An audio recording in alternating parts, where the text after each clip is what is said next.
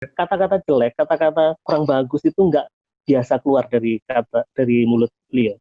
Paling kalau dia sekali-sekali, itu si karya Sontoloyo, cuma begitu aja.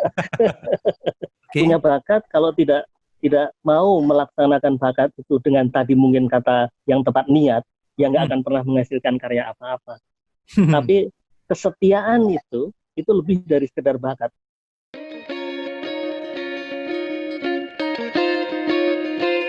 Oke, selamat datang kembali warganet di Tagar TV. Minggu 19 Juli 2020 kemarin, Indonesia kehilangan salah satu begawan sastra Indonesia yang paling populer, itu Sapardi Djoko Damono. Ia meninggal dunia dalam usia 80 tahun setelah sempat mendapat perawatan intensif di rumah sakit, di salah satu rumah sakit di BSD. Pak Sapardi mangkat sekitar pukul 9 lebih 17 menit, meninggalkan karya besar untuk dinikmati para penikmat sastra dari segala generasi. Saat ini bersama saya Eno Dimejo dan Tagar TV ingin mengajak untuk mengenal sekaligus mengenang sosok Sapardi Djoko Damono dari lingkar terdalam beliau di Fakultas Sastra Universitas Indonesia. Dan saat ini Tagar TV sudah terhubung dengan Mas Ibnu Wahyudi, salah satu rekan Pak Sapardi di Fakultas Sastra UI. Selamat siang, Mas Iben. Selamat siang Mas Eno, selamat siang. Apa kabar Mas? Sehat? Alhamdulillah, agak capek sedikit. Langsung saja Mas, Ya, mungkin bisa diceritakan Mas Iben pertemuan pertama dengan sosok Pak Sapardi di Fakultas Sastra? oke. Kalau pertemuan secara fisik itu terjadi tahun 78. Oke. Itu pertemuan secara fisik di Fakultas Sastra. Saya masuk Sastra UI tahun 78. Tapi pertemuan saya dengan puisi Sapardi itu tahun 75. Oh. Lewat puisi prolog terutama dalam kumpulan Dukamu Abadi. Itu waktu saya kelas 2 SMA, saya sudah membaca puisi Sapardi dan saya tidak membayangkan bahwa nanti akan menjadi mahasiswanya karena itu masih kelas 2 SMA. Ketika selain membaca majalah Aktuil pada waktu itu, saya membaca majalah Aktuil, saya sangat terpengaruh oleh musik rock waktu itu. Tapi saya juga membaca puisi, membaca sastra, dan salah satu karya yang termasuk saya sukai adalah karya Sapardi dalam kumpulan Dukamu Abadi. Itu tahun 75. Nah, ketika saya lulus SMA, saya 78 diterima di Fakultas Sastra UI. Nah, baru ketemu sosok yang namanya Sapardi dan saya kira dia adalah seorang seniman dalam pengertian rambutnya gondrong, bajunya mungkin dekil atau segala macam image atau citra tentang seniman seperti itu. Tapi saya kaget gitu loh. Loh, ini kok seniman kok krempeng, rambutnya pendek, gayanya biasa, sepatu sendal gitu kan. Oke, oh ternyata seperti itu juga bisa menjadi seniman. Jadi tidak harus seniman itu gondrong, apa ya, jalannya mungkin agak bagaimana, Berpakaian urakan mungkin ya. berpakaian urakan, mungkin nyentrik. Dan ini nggak ada nyentrik-nyentriknya. Jadi saya pertama kecewa bertemu dengan seniman yang tidak seniman gitu. Tapi Tampilan kemudian saya visualnya. justru ya kemudian disadarkan bahwa tidak selamanya satu profesi menuntut penampilan tertentu. Nah, itu kan kesadaran, namanya baru lulus SMA ya pada waktu itu kan kita sudah punya bayangan macam-macam. Seperti penyanyi rock kan dulu bayangan kita kan pasti gondrong ya, seperti Betul. kelompok di Purple, Uriah Heep, karena dulu saya penggemar musik cadas ya sebenarnya. Jadi bayangan saya selalu seperti itu gitu. Jadi kalau ada yang enggak seperti itu, pasti akan saya ragukan ke senimannya gitu. Oke, berarti Itu Mas Iben bersentuhan terlebih dahulu dengan karyanya, baru dengan kemudian karyanya. akhirnya bertemu dengan sosok personalnya gitu kan.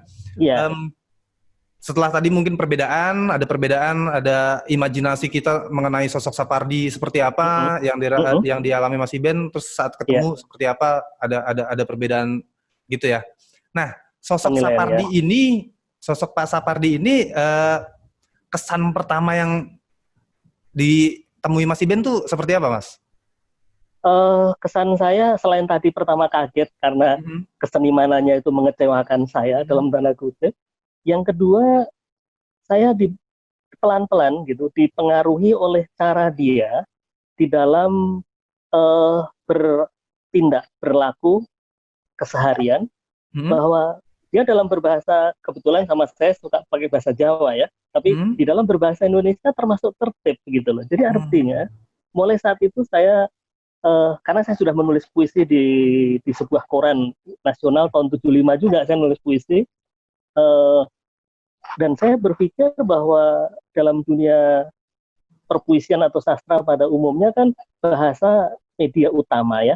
Nah, dan saya kemudian semakin disadarkan oleh Gaya Sapardi bahwa seorang penulis yang baik itu pada akhirnya memang harus pertama sudah selesai dengan masalah kebahasaan gitu. Nah, itu sangat tertanam dalam diri saya. Jadi ketika saya masih melihat orang nulis puisi tidak bisa menulis Didi Sambung, Didi Kisah dan sebagainya, sebenarnya saya langsung kecewa. Ini sih belum layak nulis puisi yang bagus, maksud saya gitu ya. Nah, ini saya diberi contoh oleh Gaya Sapardi dalam bertutur sehari-hari, dan kemudian saya cocokkan dengan karya-karyanya gitu. Ya. Dan karya-karyanya memang kan itu puisi Dukamu Abadi kan terbit tahun 69 ya, artinya puisi yang secara ejaan kan mungkin belum terapi sekarang gitu ya, tapi paling tidak itu bahasanya itu nyaman dibaca, kalimatnya itu runtun gitu ya, tidak membingungkan ini apa maksudnya, nggak ada, semuanya kata-kata yang biasa. Baik, maksud saya sebetulnya seperti ini, Mas Iben. Kalau saya perhatikan tampilan Pak Sapardi di televisi atau di beberapa acara, beliau itu kan jenaka ya. Oh iya. Beliau jenaka sekali. Bahkan terakhir di menjelang Pak Sapardi meninggal dunia, beliau sempat berkelakar mengenai saya punya hobi baru, dia bilang. Begitu ditanya hobi baru apa, hobi baru saya keluar masuk rumah sakit. Itu kan jenaka sekali gitu, maksudnya. Oke. Ya, itu kesan itu saat itu gimana, Mas? Oh ada, memang dia jenaka sehari-hari gitu. Ada dimensi kejenakaan, dan kejenakaan yang punya kualitas bijak ya, kejenakaan yang punya kualitas tinggi, itu kan juga biasanya akan keluar dari orang-orang yang sudah melewati masa-masa biasa, masa-masa yang tidak kagetan, tidak tidak melihat sesuatu tuh nggak langsung, kalau bahasa Jawanya gumun ya, kaget, enggak. Nah, jadi ketika bergaul dengan Pak Sapardi sehari-hari, pernah saya kaget bahwa kamu kalau pengen hiburan itu nonton aja film India gitu ya. Saya agak kaget juga, kenapa? Karena film India itu mau meninggal saja, mau mati saja mereka nari-nari gitu ya, mereka berputar-putar dan tuh lucu betul kan. Mana ada realitas kayak gitu ya gitu, seperti itu. Jadi kelucuan, kejenakaan itu diambil dari sesuatu yang bagi orang lain mungkin tidak dianggap ada nilai lucunya gitu ya. Termasuk ketika beliau yang nyetir mobil pada waktu itu di jalan, kemudian ada orang nyalip sembarangan, marah dia, tapi marahnya itu bukan dengan marah menggebrak pintu atau apa, tapi sontoloyo gitu, hanya begitu saja gitu ya. Memang beliau lekat sekali dengan diksi itu ya, sontoloyo itu ya. Iya. Itu mungkin sudah mengucapkan itu saja sudah cukup terwadahi ya rasa marah itu gitu lah. Jadi alangkah mudahnya kan meminimalisasi kemarahan itu kalau cukup begitu. Tapi kan tidak semua orang bisa.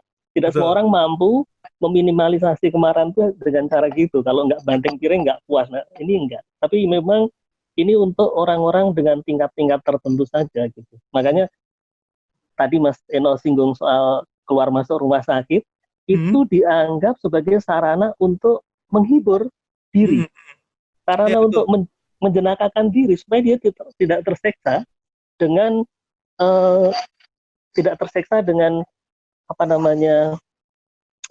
permasalahan yang sedang dia hadapi. Gitu. Berusaha untuk menertawakan diri sendiri ya. Betul. Itu salah satu cara untuk terapi berasal dari dirinya. Betul. Ya. Baik Mas Iben, kalau tadi memang sosoknya begitu jenaka di kehidupan keseharian, bahkan suka berkelakar. Ya. Mas Iben selama berada di lingkungan terdekat beliau pernah melihat beliau marah? Marah yang begitu rupa? Marah yang susah juga ya, karena saya hampir nggak selalu melihat beliau marah dalam arti sampai Emosional.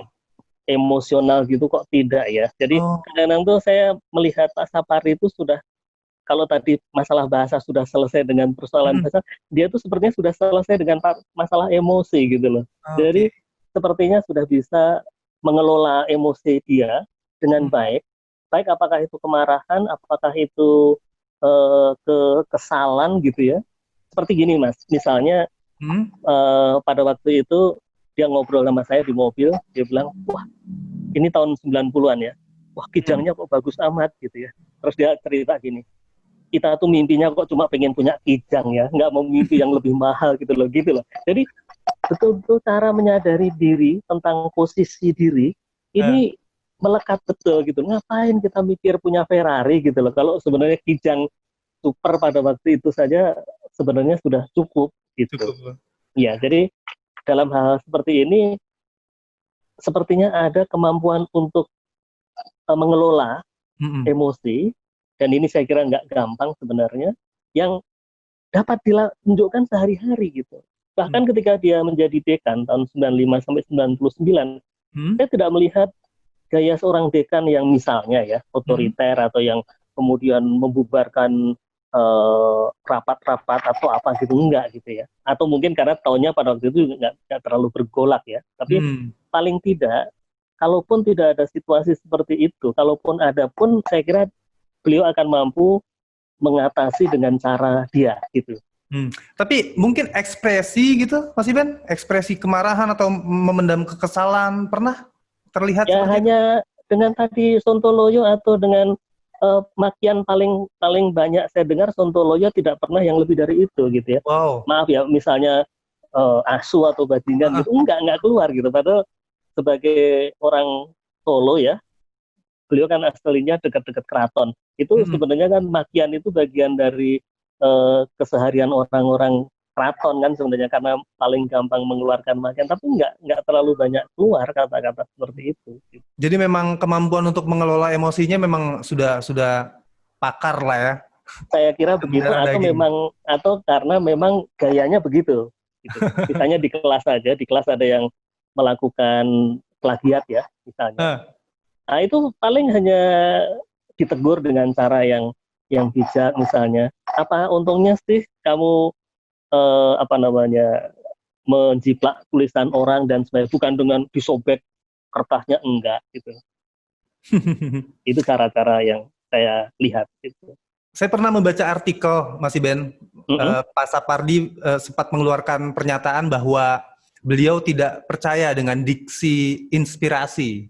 Mm Menurut beliau diksi itu terlalu luah mungkin ya.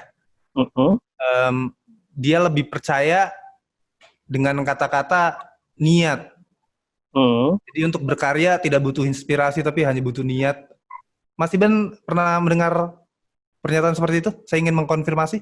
Ya, um, persisnya mungkin saya tidak mendengar seperti itu, tapi saya hanya pernah mendengar bahwa bakat Hmm. itu bukan satu-satunya penggerak orang untuk menghasilkan karya. Punya Oke. bakat, kalau tidak mau melaksanakan bakat itu dengan tadi mungkin kata yang tepat, niat, ya nggak Hmm. akan pernah menghasilkan karya apa-apa. Tapi kesetiaan itu lebih dari sekedar bakat. Nah, kesetiaannya apa? Kalau seseorang sudah memilih bidang seni rupa, seseorang Hmm. sudah memilih bidang sastra, kesetiaan itu harus ditumbuhkan.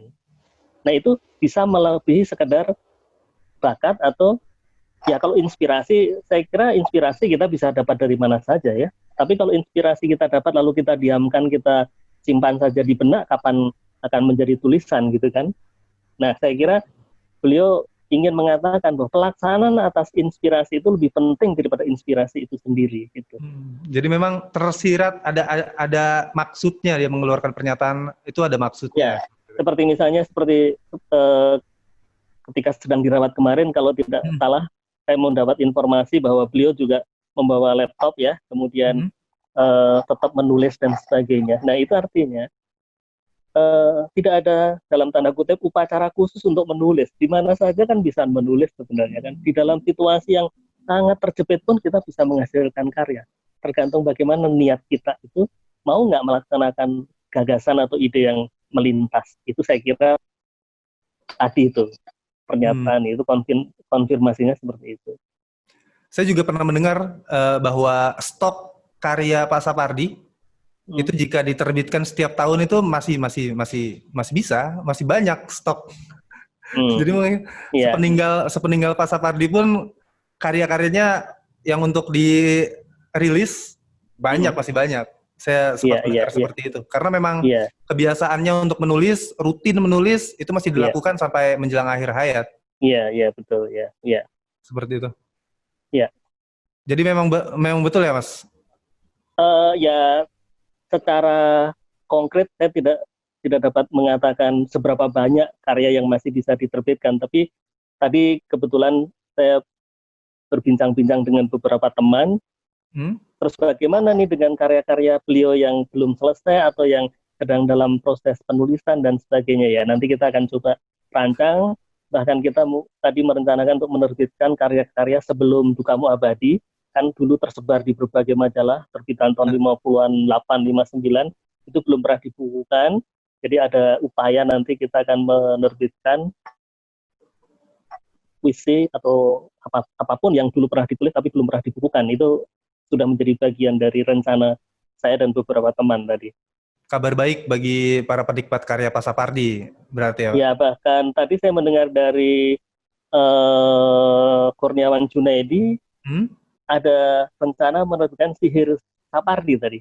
Dia akan menerbitkan, dengan penerbitnya itu, menerbitkan sebuah, saya lupa ya, tadi puisi atau cerpen, judulnya Sihir Sapardi. Itu sepertinya akan segera terbit, ya. Amin. Semoga... Ya, dan saya kira ini beberapa teman sudah merencanakan penerbitan dan saya tadi lihat di mana-mana webinar macam-macam tentang Pak Sapardi akan dilakukan di banyak tempat. Silahkan saja. Itu yang menarik dari sosok Pak Sapardi, Mas. Beliau itu karena Indonesia sejatinya kan punya banyak pujangga populer, seniman karya tulis yang baik. Ada Hairil Anwar, ada Jokin, atau mungkin kalau generasi terkini Aan Mansur. Tapi kenapa sosok Pak Sapardi itu begitu digemari oleh banyak orang dari lintas generasi ya, Mas? Ada ciri khas tertentu kah atau karena kalau saya lihat mengenai tema percintaan, Jokpin juga percintaan. Iya, oke. Jadi begini, tadi kebetulan juga itu menjadi bagian diskusi kami ya lewat WA biasalah ya. Kan Unpad juga akan mengadakan diskusi nanti tanggal 25. UIN tadi malam sudah, di mana-mana sudah bikin acara-acara. Terus teman-teman di UI tadi pada bilang, kok kita belum ya? Nggak apa-apa, kita beri kesempatan orang-orang luar mengadakan. Itu tandanya Pak Sapardi ini diterima di mana-mana. Gitu, itu tandanya. Jadi kita membuat, tapi kita beri kesempatan mereka dulu. Gitu. Nah, ini satu penghargaan secara tidak langsung terhadap pengarangan Pak Sapardi. Nah, pertanyaan Mas Tino tadi, kenapa kok bisa diterima di mana-mana padahal soal cinta ditulis banyak orang ya? Nah, ini saya kira persoalan bagaimana pilihan karya yang kemudian dapat menikmatkan banyak orang gitu. Pilihan karya yang kebetulan digarap oleh Pak Sapardi dan kebetulan juga itu paling nikmat, paling gampang dinikmati oleh banyak orang dari berbagai usia dengan kekeliruan penafsiran ya, dengan kekeliruan penafsiran. Dan Pak Sapardi tidak pernah marah dengan kesalahan penafsiran itu, seperti misalnya Aku Ingin ya, puisi Aku Ingin dipakai untuk amplop undangan. Undangan, betul. Ya. Ini sebenarnya beliau ketawa, ngakak betul gitu. tapi ngapain kita mesti marah? Orang itu mereka mendapat kebahagiaan dari mencantumkan puisi saya. Nah, itu satu. Yang kedua, Pak Sapardi juga tidak pernah ingin menuntut orang yang memanfaatkan puisi dia untuk iklan, kayak untuk apa, kayak nggak pernah. Karena bagi dia, dibaca saja karya kita sudah harus berbahagia, gitu. Wow. Nah, ini kan sikap-sikap yang nggak semuanya bisa sepakat, kan? Ada yang bicara hak cipta, ada yang bicara ingin menuntut ke sana kemari. Beliau nggak sampai ke sana. Makanya ketika ada yang menyanyikan Aku Ingin dengan melodi, dengan komposisi berbeda dengan yang dinyanyikan Ari Reda misalnya, Pak Sapardi malah berbahagia. Artinya karya saya dibaca, karya saya diapresiasi. Terlepas salah atau benar dalam pemaknaan, karena kita nggak boleh kemudian bicara wilayah tepat atau tidak dalam apresiasi seni ya gitu. Nah ini saya kira gaya beliau yang saya dukung betul ya, karena seperti misalnya puisi saya tiap hari ada di Facebook dan sebagainya, pada bilang nggak takut diambil orang, ngapain, saya juga sampai akhirnya gaya saya jadi ikut, kenapa mesti takut gitu kan, karena nanti orang akan melihat, oh tanpa nama pun orang akan tahu ketika seseorang sudah mendapatkan identitas akan karyanya. Iya. Ya gitu kan, jadi ketika orang lain memanfaatkan karya itu, orang akan lihat, loh ini kok kayaknya seperti karya Sapardi, seperti karya Sutardi, seperti karya GM dan sebagainya, karena mereka sudah punya semacam merek atas karya-karyanya. Nah ini ya ini yang harus diperjuangkan oleh banyak seniman sebenarnya gitu. Jadi memang karya yang populer itu karena unsur ketidaksengajaan seperti itu, Mas? Karena pilihan-pilihan karyanya sederhana tapi mampu dinikmati banyak orang, itu beberapa penyair juga seperti itu soalnya, Mas. Ya, mungkin bukan soal kesengajaan atau ketidaksengajaan ya. Saya kira kalau bandingannya Chopin ya, Chopin Nurko itu mempelajari dulu bagaimana para penyair atau pemuisi sebelumnya menggarap ide ya. Kalau Pak Sapardi saya kira mempelajarinya agak berbeda dengan Chopin. Kalau Chopin mempelajarinya kan riwayat dari zaman Amir Hamzah sampai sekarang. Kalau Pak Sapardi saya kira lebih banyak orientasinya atau belajarnya dari luar ya. Misalnya puisi-puisi Amerika apa, puisi-puisi Inggris apa yang memang ternyata menjadi kegandrungan banyak orang. Ya, nah, dia agaknya mengadopsi hal-hal seperti itu tanpa dengan kesadaran bahwa karya saya mudah-mudahan disukai banyak orang. Saya kira enggak itu kesadarannya, tapi dia hanya ingin mengadopsi karya-karya apa yang sebenarnya itu tidak menyiksa pembaca, tidak menyebabkan orang itu lari dari karya kita. Itu karya-karya seperti apa? Nah, bahwa efeknya kemudian disukai oleh banyak orang itu kan hasil ya, itu kan imbasnya gitu, iya. Mengenai interpretasi tadi, Mas Ivan, memang kalau menurut Pak Sapardi, puisi Aku Ingin itu berkisah tentang apa? Tadi lo nggak pernah mau menjelaskan. Tapi saat itu digunakan di amplop undangan, dia tertawa. Tapi ketika dia menyaksikan filmnya Gari Nugroho, atau ketika dia menikmati komposisi Ari Reda yang awal-awal, beliau kelihatan sangat sangat menikmati, dan artinya itu menyetujui. Seperti misalnya komposisi Ari Reda itu kan melo itu kan, Aku Inginnya kan melo betul kan, nadanya kan, karena memang itu kan puisi tentang cinta yang nggak sampai kan, kalau umum saja. Nah, dalam film Gari Nugroho kan jelas itu cinta segitiga kan, dalam film Cinta Dalam Sepotong Roti itu kan diangkat dari puisi Aku Ingin. Nah itu Garin menangkap bahwa rasa cinta yang nggak sampai itu ternyata di lingkungan kita banyak sekali. Saya nggak tahu, Mas Seno aja mungkin diam-diam, Mas Seno aja mungkin dibilang suka sama seseorang, cuman nggak berani menyatakan, bisa gitu loh. Dan itu kira-kira apresiasi sederhana atas Aku Ingin itu. Tapi Pak Sapardi sendiri nggak pernah mengatakan maknanya apa sih, karena kita saya nggak pernah mau tanya apa sih maksudnya gitu kan, kelihatan noraknya nanti.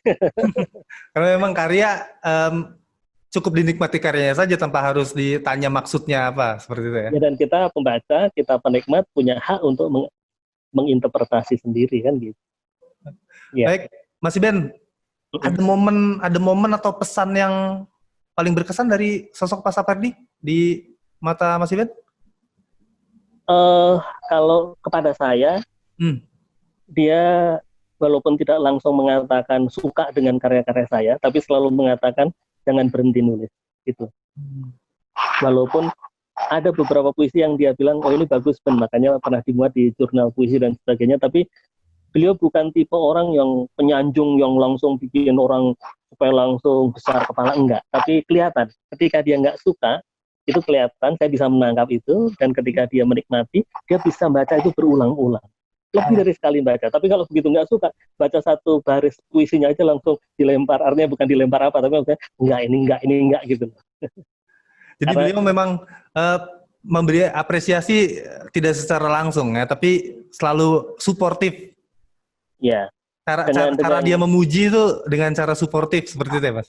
Seperti itu, dan karena hubungan dengan saya dekat di tahun 80-an, jadi tanpa ungkapan verbal, kami sudah saling tahu bagaimana misalnya beliau ada suatu ketika saya sodori beberapa puisi saya, terus dia berkomentar gini, nah apa bedanya puisi kamu sama berita? Cuma begitu aja.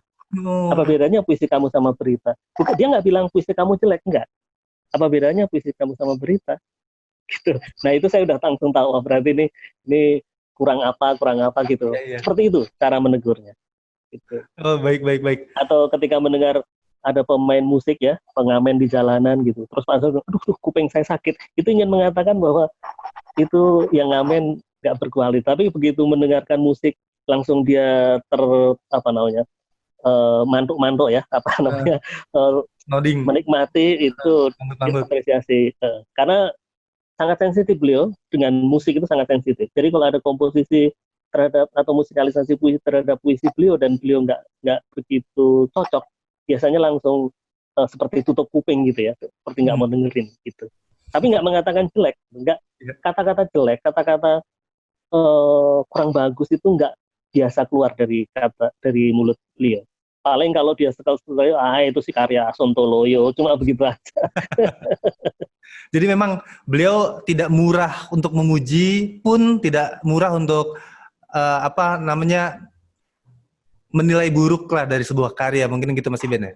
Ya, kalau memuji orang lain, artinya orang lain itu nggak ada dan dia hanya dengan saya, kadang-kadang pujiannya itu muncul verbal. Misalnya, pernah kami baca satu feature dari seorang mantan mahasiswa, terus dia bilang, wah ini anak ini bakat nih, bagus nih, gitu. Tapi orang itu nggak ada. Iya. Tapi orang itu nggak ada, itu ya. Tapi ketika beliau ketemu orang itu, saya lihat sendiri, lain sekali cara memperhatikan orang itu. Dia tidak mengatakan tulisan kamu bagus nggak, tapi dia dengan cara misalnya, kamu nulis lagi ya, terus ya, gitu. Itulah yang terjadi pada. Jadi memang suportif sekali, tipikal orang yang suportif ya? Sangat suportif. Karena, Mas Iben, silakan. Ada yang mau karena mengatakan jelek itu seperti tabu ya buat beliau. Karena menghasilkan itu sendiri kan sudah suatu usaha kan, dan itu harus diapresiasi terlepas dari kualitasnya gitu. Saya kira itu inti beliau. Mas Iben, bisa sebutkan 5 rekomendasi karya dari Pak Sapardi dari sudut pandang Mas Iben, baik puisi, buku ya? atau puisi? Iya, kalau saya lebih banyak bergaul dengan puisinya ya. Ya kalau puisi Dukamu Abadi itu bagi saya pencapaian tetap tinggi dibanding justru puisi-puisi yang lain. Saya kurang begitu merekomendasi ayat-ayat api, tapi kalau misalnya Dukamu Abadi, kemudian Mata Pisau, Akuarium, itu bagi saya bagus. Dan kumpulan cerpen itu Membunuh Orang Gila, itu saya kira bagus ya. Rekomendasi itu yang saya katakan. Karena kalau misalnya novelnya Hujan Bulan Juni malah saya kok agak kurang menikmati gitu. Baik. Ya ini agak subjektif. Apa yang paling Mas Iben petik dari seorang Sapardi Djoko untuk Mas Iben sendiri berkarya? Bahwa kesederhanaan itu tingkat tertinggi dari kualitas. Kesederhanaan itu adalah tingkat tertinggi dari kualitas ketika kesederhanaan itu tidak sekadar sederhana. Itu. Jadi memang jadi agak sulit untuk membicarakan. Tapi maksud saya memahami itu bahwa tidak perlu bikin puisi itu dengan diksi, dengan pilihan kata yang aneh-aneh untuk agar pembaca itu menikmati. Tidak, tapi bagaimana kata yang sederhana itu ketika digabung dengan kata yang lain, dia menghasilkan komposisi yang luar biasa. Itulah kesederhanaan yang luar biasa. Itu yang selalu saya ingat. Dan saya kadang-kadang masih agak malu karena saya kadang-kadang masih pakai kata-kata yang agak sulit-sulit juga gitu. Mas Iben, mungkin pertanyaan terakhir nih. Ya. Bisa disebutkan Mas Iben, menurut sudut pandang Mas Iben, 5 penyair Indonesia yang punya kekuatan dalam berkarya mirip-mirip Sapardi? Kalau paling dekat Joko Pinurbo. Iya tentu, karena memang Heeh, Mas Jovin mengakui iya, secara langsung eh, bahwa terinspirasi dari iya. dari Tapi maksud saya dengan cara dia membuat puisi sendiri punya kekuatan yang lain dan itu hmm, tidak digarap oleh Sapardi, yaitu ketika dia menulis tentang celana, tentang sarung itu kan tidak digarap oleh Sapardi. Sapardi masih bicara tentang senja, masih bicara tentang gerimis kan. Nah, jadi Joko Pinurbo bagi saya kuat. Lalu Gunawan Muhammad itu kekuatannya ya memang ini mungkin sudah banyak dibicarakan ya. Gunawan Muhammad ah, kekuatannya pada kemampuannya mempermainkan otak kita dengan pemotongan-pemotongan larik-lariknya itu yang kadang-kadang mengagetkan gitu. hmm. Nah, Tarji tentang kemampuan Sutarji Kangkumbakti saya kira memang Sutarji. tetap hebat ya dengan kemampuannya bahwa eh, untuk mengatakan A mungkin kita harus berpikirnya B atau C gitu dan itu lalu sangat kelihatan pada pemilihan kata dia yang bukan soal lisensia poetika tapi kata-kata dia yang misalnya nggak terbayang orang untuk akan jadi puisi bagus seperti telur atau puisi dia telur itu yang mengagetkan juga gitu. Kemudian kalau agak sofistik ya tentu Zawawi Imron ya Ah, Zawawi Imron. Jadi tadi sudah Gunawan Muhammad, Joko Pinurbo, Sutarji, Zawawi Imron dan kalau yang dari generasi sekarang Aan Mansur memang saya kira sudah menguasai komposisi puisi dengan sangat sangat kuat ya. baik. Ya, ya bagus. Oke, memang kalau Sutarji imajinatif sekali ya. Aku bawakan mayatku padamu. Ya, dan Kata-kata kadang-kadang pilihan kata-katanya ya luar biasa. seperti ya ping di atas pong-pong, di atas ping pong dan sebagainya itu bagi orang yang nggak biasa dengan komposisi seperti itu pertama kaget, lama-lama akan disadarkan bahwa ternyata komunikasi sehari-hari kita kan memang nggak selamanya lancar kan, Ah, seperti itu. Nah, kalau Gunawan kan memang agak ngajak mikir ya, agak ngajak mikir, tapi beberapa mengagetkan seperti eh, apa yang puisi tentang apa yang tercatat oleh temperometer itu dingin tak tercatat pada termometer misalnya gitu. hmm. Jadi masing-masing punya kekuatan yang menyebabkan saya menghargai mereka gitu. Masih Baik. banyak Indonesia sih sebenarnya cukup banyak. Tuh, sastra Iya, Indonesia punya banyak harta karun banyak. sepertinya. Kebetulan saya ngajar di Singapura dan Malaysia jauh sekali kita sebenarnya apa namanya jumlah penyair maupun jumlah sastrawan kita luar biasa. Cuma pembacanya yang ini kemampuan pembaca untuk membeli yang ini yang mungkin agak kalah gitu. Atau mungkin itu kali Mas, karena pajak buku itu. Ya bisa juga ya. Tapi maksud saya kalau di Kuala Lumpur segala mungkin karena daya belinya lebih bagus ya. Hmm. Itu buku tuh laku gitu. Ya, sekarang di sini siapa sih masih mau beli buku puisi? Kan Hmm. jarang. Seperti itu. Ya, Baik, Mas Iben, terima kasih sekali sudah meluangkan waktu ya. ngobrol bersama saya, bersama Tagar TV. Baik, terima Sehat kasih. selalu, Mas Iben. Amin, Sukses. amin. Ya, ya, Saya turut berduka cita atas meninggalnya Pak ya. Sapardi. Ya, kita Terima kasih. semua kehilangan. Ya, baik. Tuh, Ya, kita ya. semua kehilangan.